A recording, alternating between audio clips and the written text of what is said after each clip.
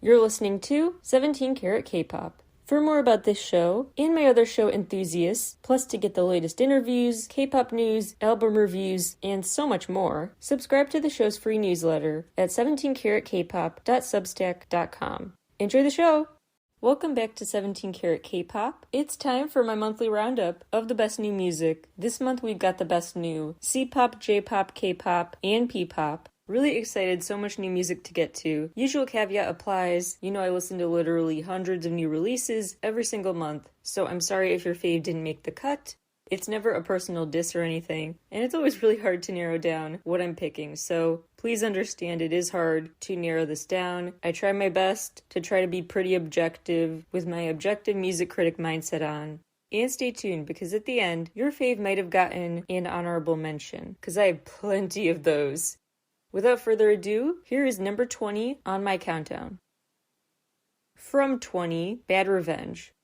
You're probably sick of me talking your ears off about this synth pop icon in my book, but I think he's so underrated. Every time he releases a new single, it is another banger. He's so good, he's perfectly figured out his musical sweet spot, and just keeps releasing bangers. This one he even says, "Cried but I made a banger," which is just the eternally best response to a breakup that a musician could have. He's clearly going for a Michael Jackson vibe this time, with his delivery and his leather look. He basically seeks revenge on an ex through jealousy, so he's buffing up, so it's really nice to look at. Number 19. Josh Cullen from SB19. I apologize, I tried to practice pronouncing this, but we'll still get it wrong. Pakyu Sap Lan. This title does not translate much into English, but basically if you pick it apart, the first word means request, the second means like an enhanced amount, like really or very, a modifying word to enhance it. So big request, big ask of you is how I would roughly interpret it.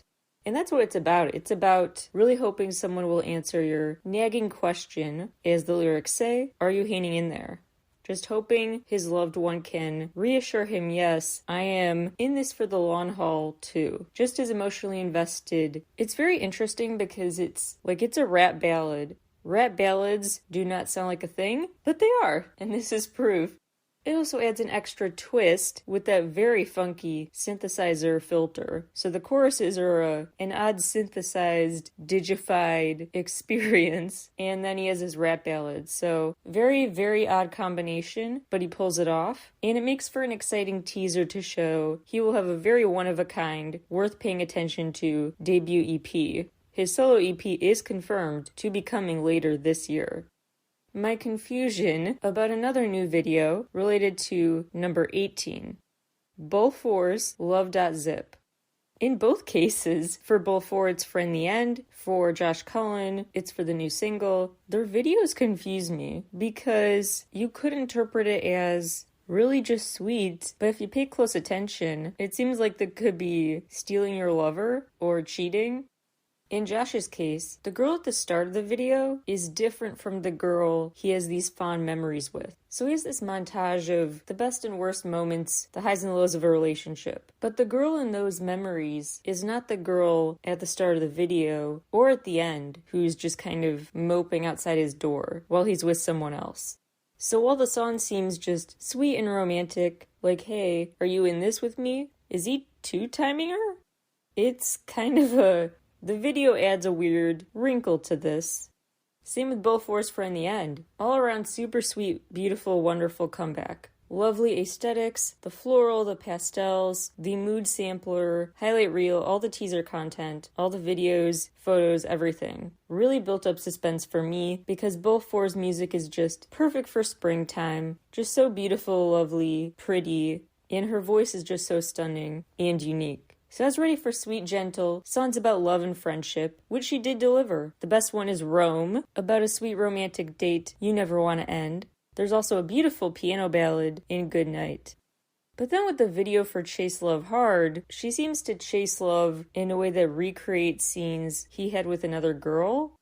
So I don't know if it's just her in her mind living vicariously through this girl he's with, that her crush is with, that she's envious of, or if she's literally just replacing her and doing all the same things she used to do with him. How much is daydreaming? How much really happens? I don't know.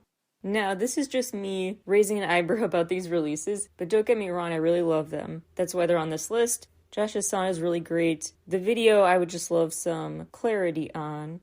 And for Bull 4, the new album is great. The video is very sweet and pretty. But the plot confusing me does not negate all the things to love about this comeback. And I do think she is just kind of daydreaming. Because in a teaser clip for Chase Love Hard, sorry, I think I've been saying Chase Love Hard. Friend the End is the video. Chase Love Hard is a separate.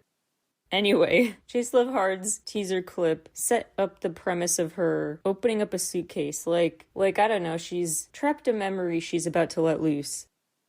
Number 17, say the name, 17. Name, literally, this girl group's name is Name, on Play. Besides not being a good band name to easily look up their channels on socials, despite the promo issues, this group I think just is so underrated. They're a C-pop girl group. Their song Say My Name was also really good. This shows a happier side to them, as they play literally, like in the video game and outside of it. They're playing a lot of games together, as you would expect, and they do this dance routine that looks super fun to try. They also wear cute casual wear. You watch the video and feel like you're just kind of hanging out on a Friday night with your besties. Then they transition, though, into dance scenes with these all-denim outfits that are super cool. Big Y2K vibes. So the style choices I love, the premise is cute, and the video itself is so eye-catching because it is so full of color, and not just hanging out together in dance scenes, but also they make time for quick scenes for individuals in different settings. Number 16. Kim Woo-sok, Blank Page. This video really did help symbolize his first era after his trilogy. He talked about different lusts, vices in his trilogy, and now he's turning the page with this release, The Dawn of a New Era, and the video does a great job showing his new and improved, more big-time video premise than ever. It's just next level with the drama, the borderline acrobatic, spinning through the air, the dance routine, the intricacies of it, his big red hat, and other pops of color. Visually, this is really next level in terms of scale and being compelling to watch. Plus, he wears a ton of different colors and prints throughout. This is a new comeback for him. I have questions about the frozen coffin. That's at least what it looks like to me at the end of the video, but interesting nonetheless. He still focuses on synth pop songs, though, with some gentle guitar in his smooth tone. He adds quite a Kim Woo-sok spin to some blah instrumentals. He adds his charm to them and makes them exciting. Number 15. Tempest, The Calm Before the Storm. I get some big Block B vibes from this release. Got some hip-hop influences, lots of confidence, very upbeat and fun, and I love that they've got this unique brand now that's not just optimistic, but optimistic in the face of the worst stuff. Their debut with Bad News was so funny. This ironic, here comes bad news, peppy delivery, and bright and colorful video to go with it. Now we've got the song Dangerous, where they're basically trapped in a winter storm, but dance throughout it like it's the best day of their life. They bring the party wherever they go. Joy amid the chaos is their whole thing, which makes Calm Before the Storm a perfect summative album title. Freak Show is the best song, and I the Storm. They do have kind of an emotional, slow song with I'll Be There. I think that one will be a cute ending song for singing and making eye contact with the crowd at live concerts. And if I could make a suggestion, their varsity jackets, they should totally sell those as merch. Just saying. Number 14. Nene, All About That Day. Okay, hear me out. I know the song came out in March, but the video came out in April and took it from just a pretty song to a very memorable, profound, stirring one. Like, this song hit me on a new level emotionally after the release of the video. She wrote and directed it herself, and not just that, but it deserves praise because she did so in a very impressive way. She has a knack for this kind of thing. The song is just so beautiful and sad and relatable. She's just singing about, one day I hope you're gonna hear my name, like the song you always play in the city bars in your shiny cars. This reminds me of that day when the first time spark, the lightning in the dark, but I know how this is going to end. She just knows that that lightning in a bottle moment is gone forever. She can't preserve this relationship or return it to its former glory. So it's very sad and wistful. but it's definitely just a perfect song for your self-pity soundtrack, basically. It ends with a quote on the screen from an artist, Amrutha Vedula. Some people are not meant to be in your life forever, but they do in our memories. And that's what she's revisiting. This ex-love she still has feelings for and trying to preserve, at least in her memory, the magic they had together.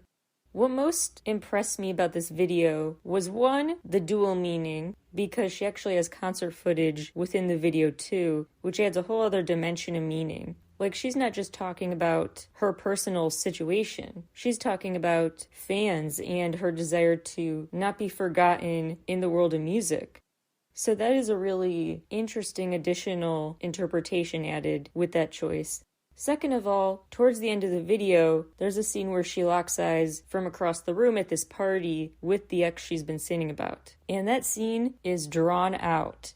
So if you're just watching, as a viewer not thinking much about it, you might be like, okay, this is boring. But from like a cinematography perspective, really well done. That's exactly the feeling they should have brought to life. When you meet an ex again in public, every second does feel like an hour. That frozen in time moment that feels like a very long pause, but really isn't, that slowdown of action for them to just stare at each other is really important to the story.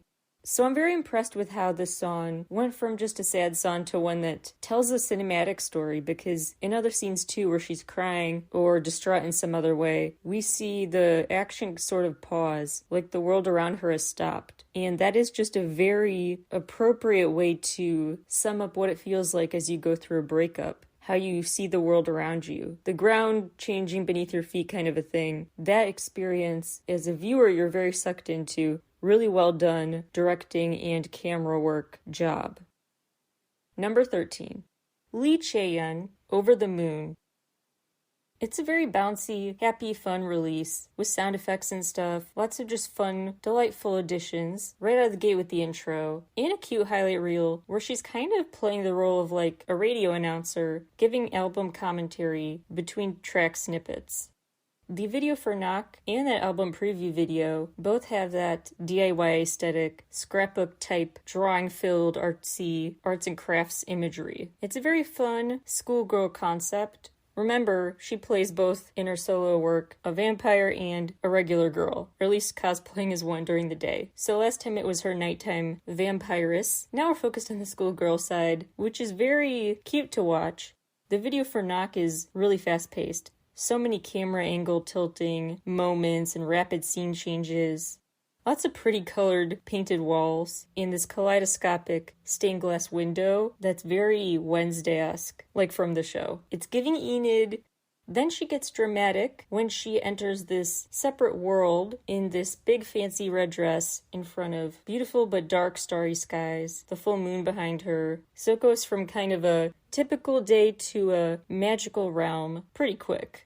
Quick shout out to her for helping with choreo because she contributed ideas to the performance of I Don't Want to Know, which is the best B-side. Number 12. Jiuk, Psycho-Cybernetics Turn Over. This one we member really made a statement solo. Like, he really blended so many genres to create his own unique concoction of rap, rock, R&B, hip-hop, electronic music, pop. It is incredible, the range. Each song is so full, and for a solo debut, it's extra cool that he really did seize this opportunity to introduce himself to the world, sparing no second. Even in the intro, he jumps in right away to start rapping. He gave 110% this whole time. I think his pop-punk stuff is the best. The final track, Apocalypse, attests to that. But if you want the more moody, slowed down R&B, go to Unblown. Actually, I take it back. Best B-side is probably Rarity. It's an interesting premise, too. He basically takes a time machine through the songs from the year 2100 to 2020, 2021, 2050, 62, then 2077, and then 2090. I admittedly had kind of hoped for a bit more than just the premise setup, but it does seem to be a lot of just establishing the premise of time travel. Not much else happening to further that as a plot in the time machine video, but I'm hoping this is just the first of many chapters in that adventure. Number 11. Extraordinary Heroes, Deadlock. This is a great example of how a group can reinvent themselves and stay in the same wheelhouse. So they're still very punk, rebels, they have a jailbreak premise now. They're all about questioning authority, rule breaking, but redefining the world so that maybe you are actually the hero. As they say, if you rig a system that was already rigged, are you really the villain? So their unique narrative and fashion sense continue in their Take Me As I Am spirit.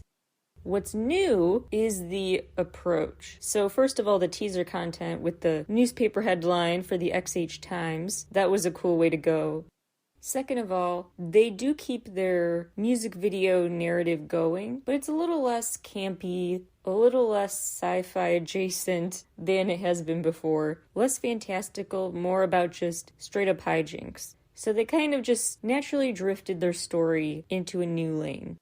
They also continue to just show an experimental willingness with the songs themselves. So much going on, so many sounds at once. It really is the feel of spontaneous music creation. It feels very on the spot, like you never know which direction they will zigzag next.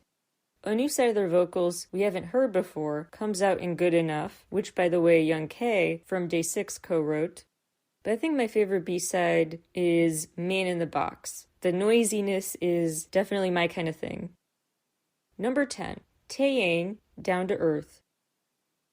It's helpful to remember that Taeyang means sun in Korean. So that's what the whole premise is basically. The metaphors write themselves. He's planting new seeds, also going back to his roots. He's growing, he's living, the sun is coming out another day. The metaphors write themselves. It's a good theme for the rebirth of him after his hiatus. This is his first big post-military enlistment release. And he focused on telling his own story. And his videos are pretty moody and not narrative focused this era. There's the Shun performance video with Lisa, the Vibe video where he's just kind of dancing, having fun with Jimin, the Seed video with black and white images, lots of moody moments, and then the sun rises at the end, the color returns to the screen. Pretty straightforward messages, if there are messages there. And then he saves his profound reflections for his own words with the self-written songs. He compared the musical range on this album to The Many Rays of the Sun. By the way, at that same press conference, he mentioned that he's preparing a world tour. Fingers crossed for more news on that soon. As of recording time, nope. The piano ballad Seed is really beautiful, with lyrics like, "My darling, be the flower, in a path that guides my wavering life. Be the twilight in my somber night," unquote. It also nods to some 80s and 90s Korean pop inspiration. He also incorporates a throwback feel to the Sauna Inspiration, which is a mid-tempo, funk-inspired track, which he worked on with Bean Zeno, who he got to know while in the military. It's another romantic tribute to a lover. So is Reason, in a way, but it ends with "I am you." So that's an interesting twist, like maybe the whole song was actually him apologizing to himself for not treating himself better. Nightfall encapsulates his feelings about watching the sunset, what that stirs in him. Love these lyrics. "If the sun rises and falls many times, will I know why the darkness follows after it? If the moon rises and falls many times, will I see the day the morning comes brightly? The burning longing, stained in red, makes it clearer. The beautifully faded, photo-like excitement. I will be the sunset for you and color your world, and then I will come to see you after this night passes. Down to earth. It's about that time I'm coming down," unquote. Like he is the sun. Taeyang, in name and literally and metaphorically, is coming down to make these beautiful but messy memories again. Just a very poetic way to put it. In a classic Taeyang song in terms of, on its surface it seems more just a typical pop, dramatic song, but he makes it anything but generic with his voice and way with words. Shun is just a really fun one, and he says that one really helped him get out of this writer's block funk. He was just trying to vibe with anything, and that came up. So he really did just kind of put his all into this release, but some of the best magic came from just winging it. He really is a natural. Number 9, Dawn, Dear My Light. Honestly, my personal taste, subjectively, way bigger a fan of Dawn Diddy Dawn and his other just fun, lively stuff. Objectively, this is a very high quality comeback. Visually, it's very striking because he's demonstrating the many forms it takes when you're trying to think of what to use to describe your feelings post-breakup. If you still really do have love and respect and appreciation for someone, what is that mix of longing and pain and joy at seeing someone you love move on and thrive? Those conflicting emotions, what does that look like? And he portrays so many versions of that. Every scene is like a metaphor, and he's the art exhibit in the center of it. That feeling looks like fog or smoke filling the room. It feels like slow-mo running. It feels like being dazed at a press conference, standing there with your hair freezing wet over the sink, lying on a stretcher, connected to a harness, whether that's like a puppeteer strings or you're the one just flying high, that's up to your interpretation. But he really captures the messiness of post-breakup feelings in a refreshing way because it's not like a diss track, like, you'll be sorry you dumped me. It's a very beautiful message, just, I really do wish you well. I authentically want you to have peace and joy, even without me. After all, he ends the song by saying, I was happy like the world was mine. It's okay if I lose everything, as long as I see you dazzling. You and I like a picture, can't turn back the time, in a scene engraved, even the shadow is shining. He thinks back so beautifully and fondly of his time with, obviously, Hyuna, who he almost married, and I will always root for them to get back together. But I mean, he even has in the past threatened legal action, not against people spreading rumors about him, but people spreading rumors about her. That's how much he still cares for her, and that genuine respect after a relationship is just so nice to see. It's so refreshing. Also interesting, though, I do think they're soulmates. They always need to be in each other's lives in some way, shape, or form, because he actually just kind of compulsively gave her the engagement ring. Like, he admits he just felt like he should, like, to make it official, but they knew they would always be together. So they did that without really thinking about it like, oh, this is a symbol we're literally getting married. Anyway, I find this comeback also striking because the sentiment is beautiful, the video is thought-provoking and symbolic, but also that it shows Dawn wants to accept that, yeah, people will look at him and think of Hyuna right away, that their reputations may be linked to each other forevermore, so he'll make peace with that. But at the same time, he's showing he is his own individual musically. And this ballad is a very big detour for him that proves he's ready to be taken more seriously as a singer. Number 8, Chanmina, Naked. Okay, I know I actually said one of the singles, You Just Walked In My Life, was one of the best releases last month, and then I changed that, so in the written version, it's Jeff Sater's Dum Dum. I switched them, so she was actually number 21 in the end and didn't make the top 20. Sometimes last minute I have a change of mind, but anyway, Chanmina really did impress me with this album and those pre-releases.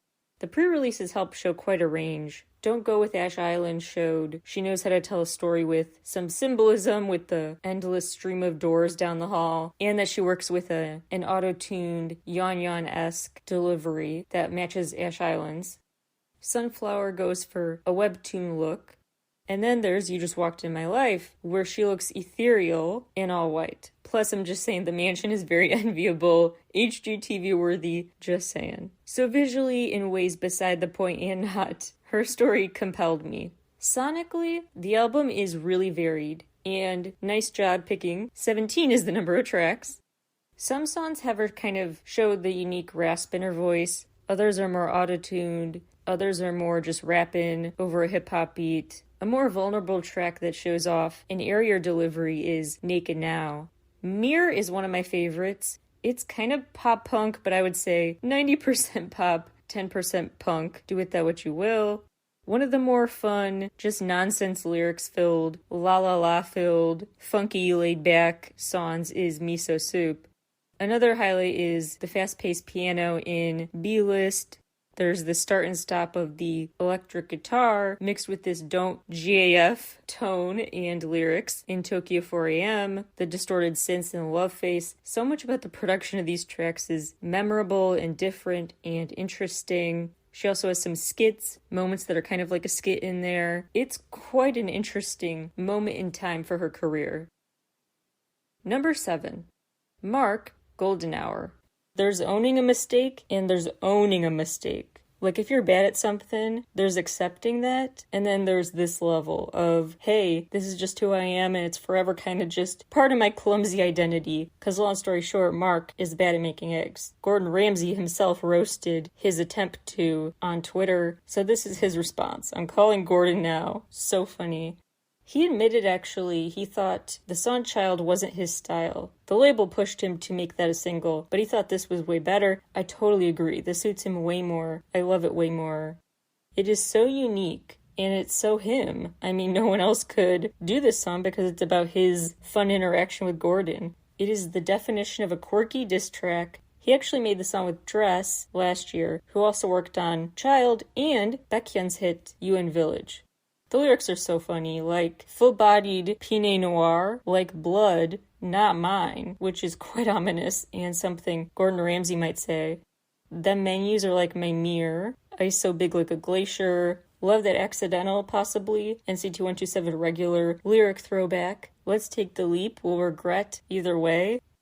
I also love that it actually just does not take itself seriously at all. Like, the second it could just be a song that's this meaningful message of learning to laugh at yourself, suddenly just goes back to being just for LOLs, because he says, we live in a world that tries to change you, but wait, what does that mean?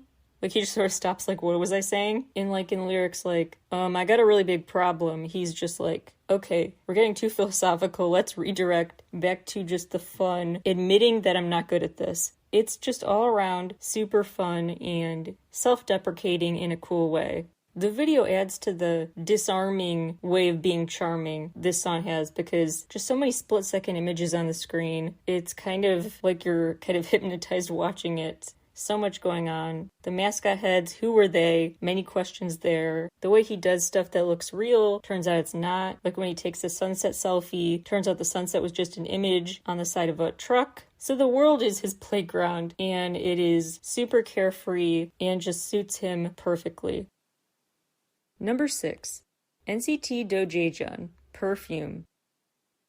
I will be talking about this quite a bit in an upcoming episode of NCT Talk, so I will save my comments for that episode. Number 5. I've. I talked last month about Kitsch and how I thought that was a great, confident teaser for this full album. And sure enough, they do lean into that just very confident, empowering persona for this era. Honestly, 11 looks like such a beginner song now. By comparison, this is just so much stronger. They really have leveled up. I Am is so fearless. I love that they redefined the runway. Like, they literally use an airport runway as their fashion runway. And they dance on top of the plane, do flips off of it, rock these gorgeous black and white outfits in this big fancy hotel. They run the place, they run the world, in the sky and on the ground. They are just confidently going through life, being themselves. Very fun to watch. They have this very anthemic, ascendant structure to the first few tracks. Blue Blood is a big highlight. Hypnosis is my other favorite B-side. It has that kind of attitude of and sound to like Kumikota's Bow Wow. Love that. There's a tropical feel-good song in Lips. Heroine is kind of in the same vein as Anti-Romantic by TXT. Another song with interesting layering to go with it is Mine, with each layer kind of following its own pacing. So even the sounds themselves are doing their own thing, just like the girls. Not Your Girl sounds like From Us 9 may have wanted to choose it for a title track. It's in that vein. Cherish has some interesting raps as well as harmonized parts. There's a lot going on with Next Page, the guitar riffs, the high notes. The strong suits are in the little details. Then they end with 11, their special number, with Shine With Me, a very strong, memorable conclusion that fits them like a glove. Number 4, Woods, Uli, OO-LI.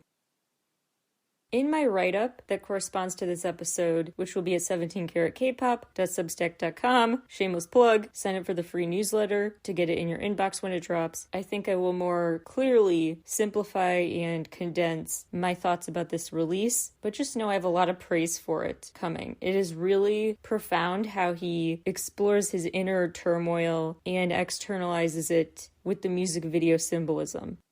Previously, in the single Abyss, he visually represented feeling trapped and stuck in darkness. Now he ventures outdoors and gives himself permission to just wander, like he deserves to see the light now.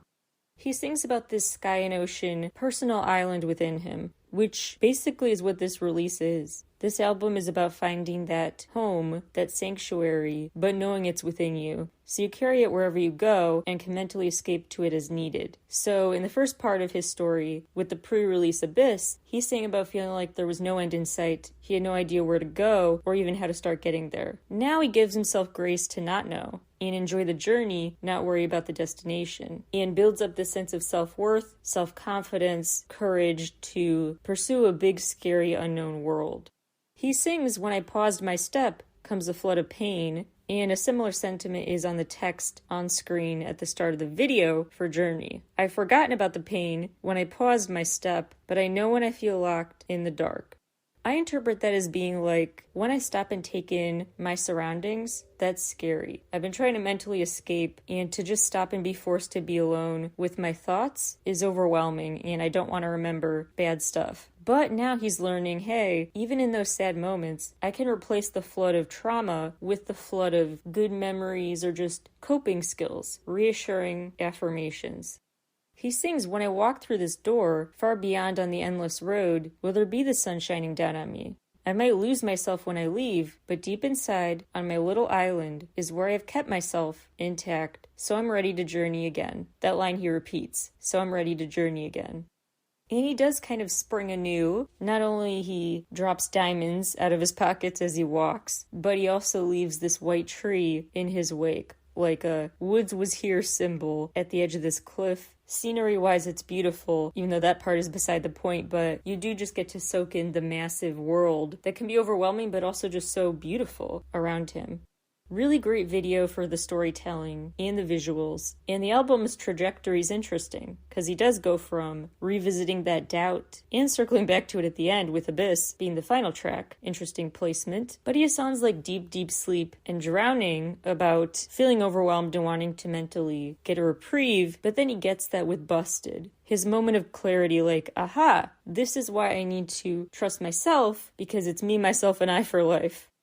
And then he is, as the song title is, ready to fight, till his bones collapse, and then, who knows, as the title says, what's gotten into him, but he's very take me as I am by the end. The album is quite the journey indeed.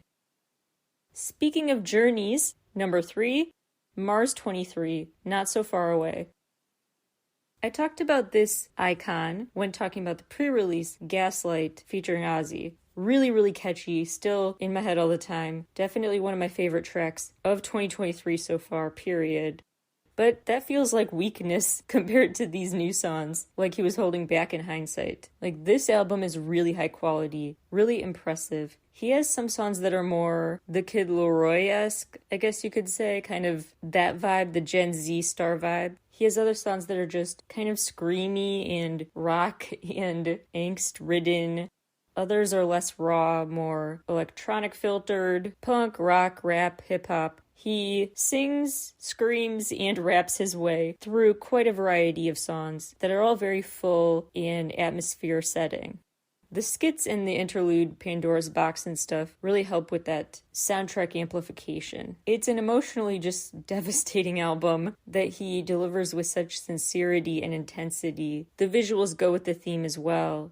Gaslight was a good pre-release, because it was pretty fun. A little levity compared to these antics. Before he was just, okay, maybe levity's the wrong word, he basically kidnapped someone, but it was more just a goofy zombie story. Now, it's more emotionally in-depth stuff. In the Self-Hatred video, he sits down in this cluttered room to play guitar. He's in this blood-stained suit, keeping up appearances, but a wound is coming through. He tries to hold up this enormous rock on his own. He has to carry the weight of the world, and he desperately reaches for this gold crown, but snakes cover it, and he can't reach it anyway. He's overwhelmed. There's a downpour. But then another version of him appears with a drawing of Superman that he tosses through the mail slot to the despairing version of him. Like, he gave himself permission to get rid of, as he puts it, an inferiority complex, to replace his thought of, quote, so lonely and nothing can save me, unquote. Then Not So Far Away, that video furthers that message of, hey, maybe you can be your own Superman. He climbs up this ladder into the clouds and stays there, despite lightning, pouring rain, a jet engine whizzing right by him. He's almost a goner a lot because of weather and the jets, but he keeps moving. Sometimes he has to pause and just stay on the ladder, reflecting before he gets going again, but he perseveres, and at the end he doesn't reach a destination. He's still on the ladder, which shows he's just willing to have faith that this dark time will better him as a person and have been worth the effort. He says, quote, "Through the darkest nights, I will keep this flame alive. Together we would eventually accept the tears of joy. I accept my fate, there's no turning back. Giving into voices is easy, but you'd be crawling if you gotta start over again. The most beautiful scenery is not so far away," unquote. He sings about being frustrated, like he has to work twice as hard as some people. He wasn't born with a silver spoon, but he's still gonna do it. Even if life is unfair and he shouldn't have to, he is going to go the extra mile, keep trying. And it's a great title track video choice because it's the epitome of the whole album. That message of things are not okay, I'm not okay, but I'm getting there and I'm continuing to hold on to hope that things will be okay if I keep working. Eventually I will realize life is getting easier after a lot of struggle. So he really does a great job mixing angst with optimism. Number 2, August D-Day. There is so much to unpack about this album, the videos, the songs, everything. So I'm going to do a whole D-Day episode pretty soon, so stay tuned. So we're just going to move on now, much more to say later. Who I picked for number 1, best release of April, will shock you. You will be thrown back on your feet. I will knock your socks off. Who would have guessed who I picked as the 17 Carat K-Pop official choice for best new release? Oh my gosh, what a world-changing decision. 17 for FML. I did a whole episode about FML already, so make sure you check that out wherever you get this podcast. But since that episode has come out, the FML video has come out, as well as further confirmation of the meaning within the Super choreography. The look of the Super performance with all the backup dancers was confirmed to be this nod to a cloning effect in Journey to the West. They also end the video like the movie does with all the clones gone. They also revealed the subtle message with their choreography with June's arms moving and triggering the collective's movement. Plus the fact Woozi says 17 right here, and Wanwoo talks about going to the top while Woozi is up on a high perch. That placement as he says that line, intentional. They think of every detail, so impressive. Then there's the FML video, which pays a lot of nods to The Truman Show.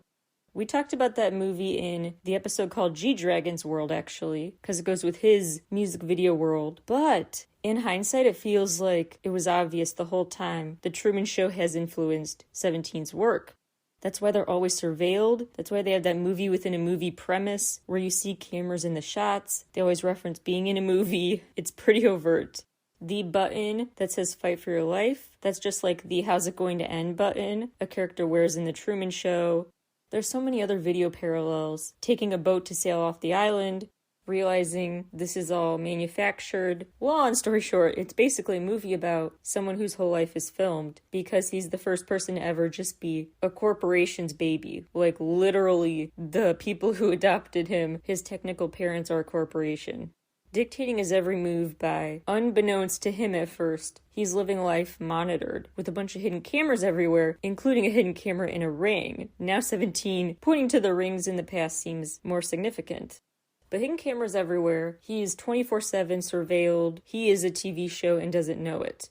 And when he starts going off script, they kind of redirect him, control his actions, punish him. When he realizes what's happening, obviously I'm skipping a ton of the plot here, but eventually he realizes this is all manufactured. And he tries to escape via boat, so they try to make it harder with a storm in his path, which brought to mind the choppy waters 17 persevered through in the ring ceremony video. He reaches the edge of the world, basically, realizes there's a doorway out. Because the sky is not the sky, it's this dome, basically, that he could physically move through. Now all of 17's videos like, oh my, they look different in hindsight, as they emerge into a new world, basically through a door in the clouds. And spoiler alert, he does walk out into that world, despite the final pleas of the director like, hey, this is not fake. You made this real. All this is real. You created this reality. It's no less real than you are. Which is kind of what 17's message has been. That they've been creating their own world that seems fake, but it's always been real to them. Ever since the green screen work in the debut Adore You video. They have been hinting in their videos that they're in real time making their own world, defining their own world, deciding what is going to be real and manifesting it. So, in hindsight, the Truman Show connections have always been there. They're just more overt now with the image on the mirror, the poster in Hoshi's room resembles the one in the movie, the camera light thing that crashes to the ground, running away from people who are trying to stop them from escaping, the car wreck, just steering the car out of control. The list goes on and on. But great job, 17. Again, more in that FML episode called 17 Talk, Volume 13. Now on to a ton of honorable mentions for best releases of the month. Lee Geekwan, Predator. There's a lot going on with this album. Moody R&B with like Universe and Out of Control. Kind of a ballad with guitar and percussion, a rock ballad-ish in I'm Not You. Some more down-the-middle pop bops with funky synths and stuff. Borderline old-school hip-hop with Going Down. Quite a celebratory breakdance pre-party feeling to it. Unexpected guitar riffs in Religious with a piano and a choir. It's really quite eclectic. And it's an interesting choice to have 0 features. So this is for a K-pop release, lengthy release, that's all him. And he does show that confidence to hold his own with the comeback teaser video. Not even just the Predator single video, but the teaser video already, posing in this mansion with this leather emo boy / preppy dinner guest merging of identities with his wardrobe. Roo Soo-jun, Archive of Emotions. I was very surprised by her choice to go with slower than expected songs, with pretty breathy vocal delivery, but just not what I was expecting. Kind of just dreamy, in the vein of Soul, SOLE, and Sogum. Non-Fantasy was a good start, a song about sweet lies. There's Grabby Girl, about an endless need for affection. Ron kind of has a be careful what you wish for mentality, but then comes Daydreaming, Pathetic Love, Fluffy Kitty, which is basically about wanting to be like a cat and just not work and follow you around all day. So the whole time she's basically in love and can't help it. She's crushing and being dorky and can't help it about her love. She continues to be like, why am I doing this? In Drown, and really has second thoughts about if this could even happen, if her daydreams are ever possible, with songs like Love or Hate and How Can I Get Your Love. She fears saying I love you out loud will jinx it, with lyrics like, there's no such thing that lasts forever. So it's a sad album, pining after someone, and it's a very interesting turn. It's not like a typical breakup album or first love album, it's just about unrequited love. At least that's how I interpret it. She has that solemn attitude in the videos too. She chose an interesting series of videos. Like Love or Hate shows a split screen part of the time, where one version of her is doing things she loves, and the other screen shows her doing things she hates, like there are 2 parts of herself. And she doesn't really reconcile them ever, because there are scenes with just one of them and not the split screen, but they don't like team up or anything. In How Can I Get Your Love, it's interesting because it starts like this ring, this hole that is tossed, connected to a string onto the floor, is like they're trying to reel something in, or play ring toss or something. They're trying to look for something. But it turns out that's just the cord you pull on her, like she's a wind-up toy. So an interesting visual trick that changes the narrative. And she's just very somber with these teddy bears around her that end up being busted, disheveled, and she's acting like them, an abandoned, misused, cast aside, forgotten toy. She has more upbeat videos, but they still have an interesting sorrow in them, in a way, where you feel bad for her, but she's kind of content but kind of not. Like in Grabby Girl, she seems quite content actually with not being a grabby person, not being greedy, just enjoying the simple things in life, like walks on the beach. But in the song, she's singing about being insatiable, and she's becoming a grabby girl with tons of toys and stuff, like she can't get enough material things. So there's this inner conflict, split personalities in some ways in her. But just good retro vibes are involved too, so you get taken a bit out of the sorrow with some levity with what was the smart choice for the pre-release Pink Moon, which has a gorgeous light pink, aesthetically just beautiful music video. EPEX, Prelude of Love, Chapter 2, Growing Pains. First of all, smart move marketing-wise to keep up the trend of a vertical video viewing highlight medley experience, very TikTok ready, very shareable. Second of all, the sun shower video has way more dancing than I thought. Like, very little on plot, basically just a magical elevator, goes way too high, breaks through the ceiling, the floor, the ceilings and floors of different stories, like Willy Wonka's famous elevator. They dance amid the chaos though. But besides that, it focuses less on plot and more just on dancing. So way more dance scenes than I thought. So that was impressive. Sun shower is also just a fun keyword for a comeback. It's basically when light rain falls but the sun is still out. It's a nice message about seeing the bright side right there in front of you, even amid bad times too, focusing on the good. It's a continuation of that first love storyline, and they said at a press conference that their next comeback, Chapter 3, will be that conclusion to this Prelude of Love series. So I hope they tie up loose ends about what happened to that elevator. Quite a go-get-em hip-hop song with some modern rock components in Skyline. The other standout is Sun Shower. It's kind of Ive-esque with the piano. I like the bouncy bass in the choruses, the chanting, the string arrangement. It's really just made to be light and fun, but still very layered. Milia, Blonde 16. Some of these songs are very R&B. Some are more kind of Card-adjacent pop, like the band Card. Some are kind of like Jackie Way and Yon Yon with distorted electronified voices. The standout is this Tinashe style R&B, this old school R&B energy. I would have hoped she would have stuck to that even more. Other songs are just totally full and interesting, like a whole score for a trailer, an interesting full feeling, just so many layers to it and subtle details that enhance the immersion of listening, especially with headphones on. I also love the choice to end it with a couple ensemble versions of songs, so you can hear the strings and piano and start envisioning what these songs are like to hear live. A good secret marketing tactic, in addition to good for just the song appreciation. Park Ji-hoon, Blank or Black. Blank Effect to me sounds so much like Drink It by the Boys. Not a bad thing, I'm just saying. I cannot be the only one who hears that. After some slower synth and R&B jams, lower tempo than expected stuff, he finally picks up the pace and shows off this new side to his attitude with Matador and Gambit. Then there's Crashing 4, which is the feeling of an ending track, this finite feel to it. The album overall covers a range and kind of shows off his vocal range too, his rugged rap delivery, but also plenty of time to show off his higher register. I love the lyric, a space where silence and joy are entangled. I don't know, something about that just struck me in Blank Effect. And he keeps enforcing, you can't fill my blank. You can't fill in, Park Ji-hoon is blank. I define myself on my own terms. And he does that unapologetically. Love that he returned to the gacha era aesthetic and villainous persona for Blank Effect.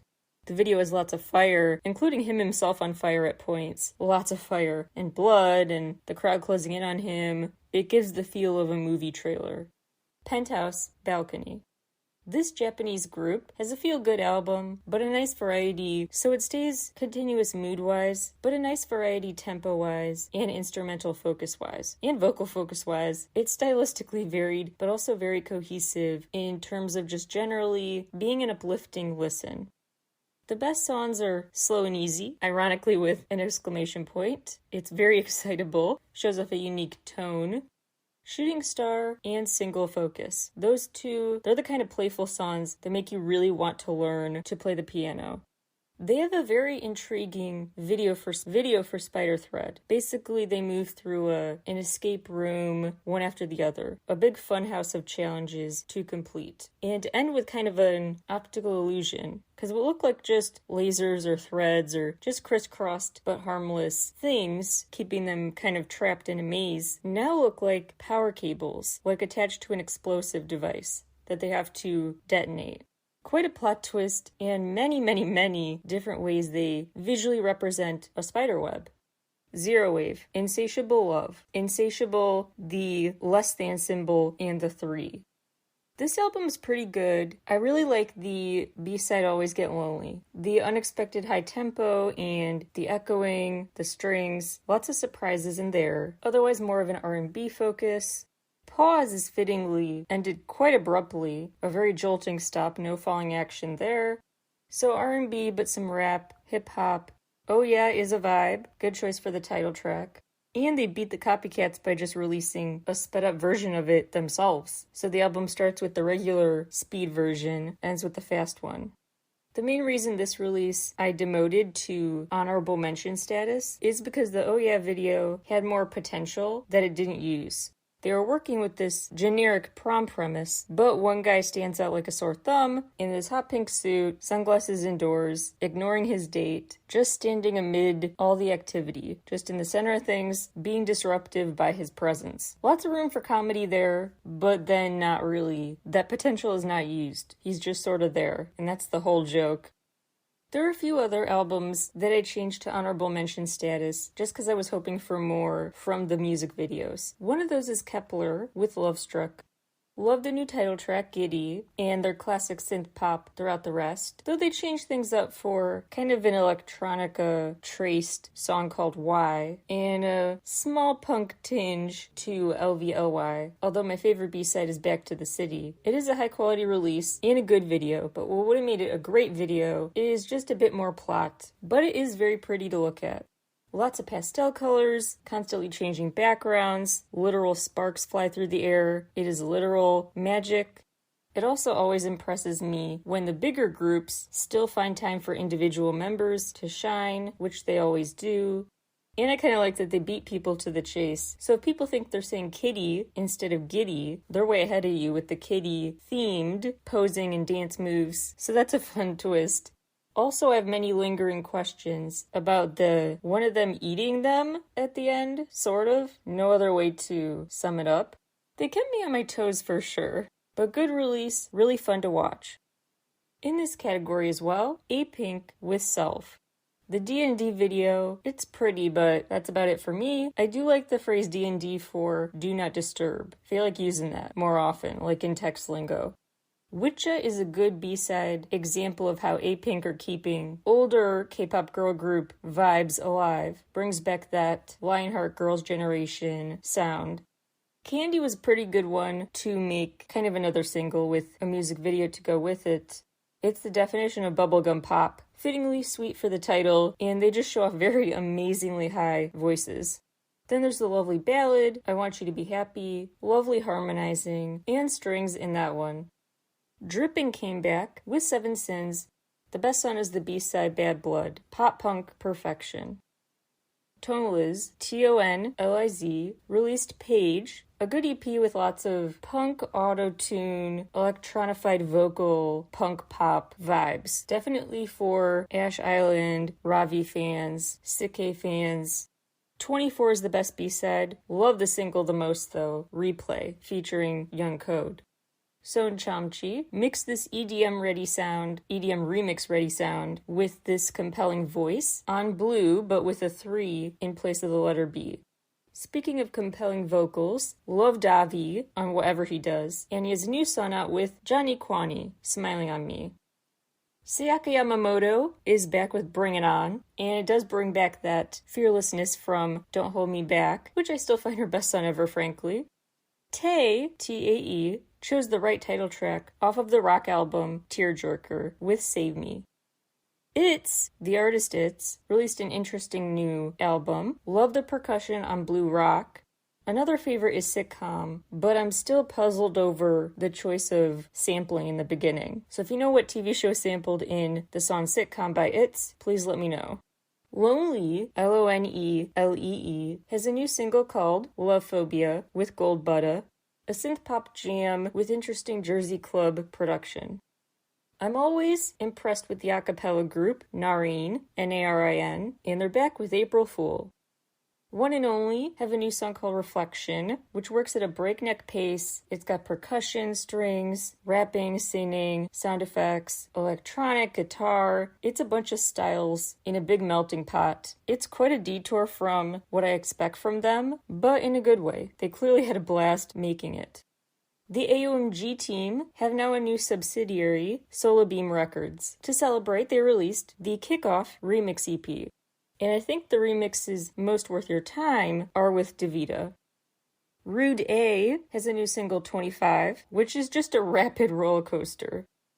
Must Be released Memory, which is definitely for fans of my favorite 9i songs, like Loner. The 9i, more rock band leaning version of a pop song. 9i's B-sides like that go well on a playlist with Memory, which I think is better than the title track, frankly, but Royalty is good too. Speaking of that pop-punk route, I think Rocket Girl has a lot of potential and could be a much bigger hit with fans of Dreamcatcher, Rolling Courts, if she frankly had the budget, like giant level music videos, instead of just pretty blah ones in a studio singing. But anyway, her singles are worth checking out, worth rooting for her. The EP is called Zombie. Daichi Mura packaged his singles from 2018 to 2023 in a new compilation. I'm most pleased to see Blizzard on there. That song was really just next level for him. Garni Delia are back with the single Only, and Maria rocks this beautiful, beautiful outfit in the video. Lots of gold accents, a royal blue dress that goes to the floor, very elegant, just so beautiful, and the song is good too. Oh My Girl released a cute new video for Miracle. Another cute video from The Boys for Nolza in celebration of the Pororo animated character 20th anniversary. It's an adorable video which mixes the animated characters with scenes with the boys dancing in the TV screen. So the boys are the show, not the animated characters. So that's a twist. Just really, really cute, fun video that ends with kind of a slow-mo party, and it's just good vibes all around. Bloom era, Thrill Ride era type The Boys, they do so well with. Speaking of cuteness, Stacy released a new video for the Japanese version of Teddy Bear, and it is just as cute, if not more so, full of pastels, cute clothes, cute dance moves, contagious smiles, and of course, tons of cute teddy bears. More cute, wholesome adventures with One Us and the pre-release Unforgettable. Very just fun camping adventures before we have the big dramatic turn that always comes after they have a Bibusio type era. Card released Without You, which impressed me most because of its specificity in matching their image. Their brand is very specific, stylistically, auditorily, even music video set-wise. This is Card through and through, and having them really have that zeroed in on creative vision is impressive. Zykers, I talked about their exciting debut in my Best of March episode, and in April they released the Rockstar video. They really lean into a couple main symbols that add to the intrigue of their role as these time-traveling hitchhikers in ATEEZ's music video world. They revisit some ATEEZ locations, like the classrooms, but bring their own symbol into it, the blue flame and the eye. The eye keeps popping up everywhere across space and time, from the 2 to the 4-dimensional world, and then of course there are the flames that come to life 3D style. So they are crossing dimensions in an artistic way. And the video just keeps getting so intense. Up to the very end, it's building suspense as the storm gets more and more intense, swirling around them. But at the very end, they just stomp and poof, just blue skies and calmness. So they weather the biggest storm imaginable, and it's a great song, one of my favorite B-sides besides Oh My Gosh, that really just deserved this second promo round. Scream Records from SM Entertainment released an interesting DJ compilation, Scream Episode 1, Journey of Emotions.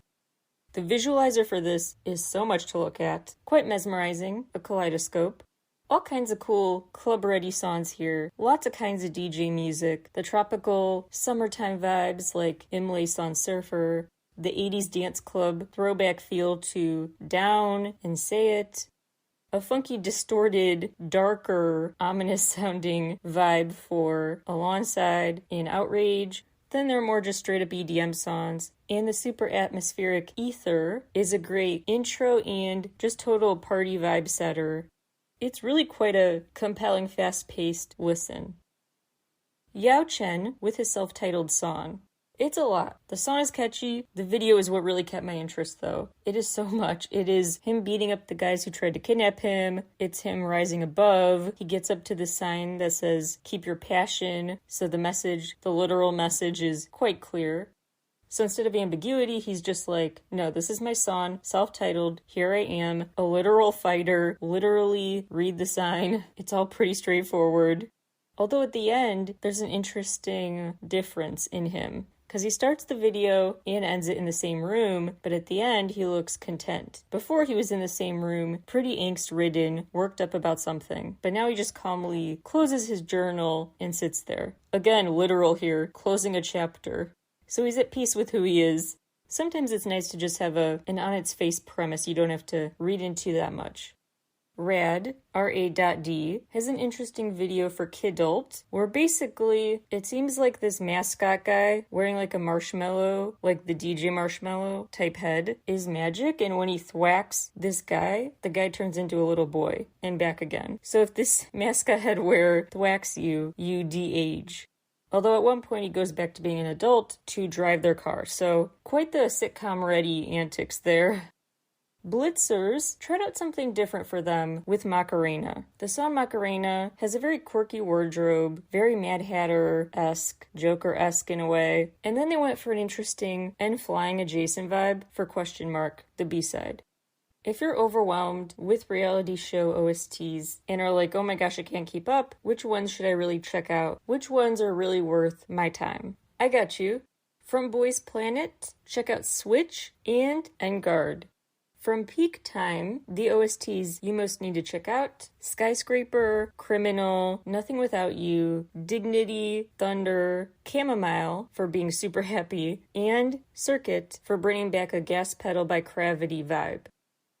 Kid Wine released a new EP with big Dean vibes called Natural. Well, the Dean vibe's mostly on Bad Love Story, but he also just has an interesting flex, because I associate Kid Wine with songs like kind of just more attitude, and this is a bit emotionally more vulnerable than I thought. Not a rap or hip-hop focus, even his rock songs are not really as rock as you would expect. All around a nice surprise for him to show a gentler side.